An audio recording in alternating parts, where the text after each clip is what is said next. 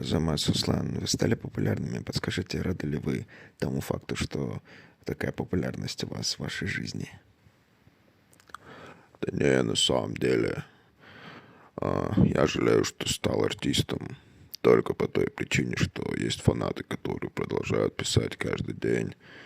Я, я реально не понимаю, когда альбом, когда новый трек, ты пытаешься им объяснить, что нет, ботельник, я Да такую не, в информацию смысле, не дам. приколись, там недавно мне друг пишет, ну, мы с ним там иногда тренируемся в зале, он говорит, мне вот какой-то тип написывает. Я говорю, кто это такой, объясни ему там, что ну, нет, мы, ребят, занимаемся своей музыкой, занимаемся творчеством, и нам неприятно, когда нас так заебывают, а тип пишет. Он буквально вот отцу Мияги написывает, там, друзьям написывает. Просто хотим сказать, брательник, остановись, не делай так. Мы так не хотим. Спокойно, Хаджимы в сердцах. Серега, иди нахуй.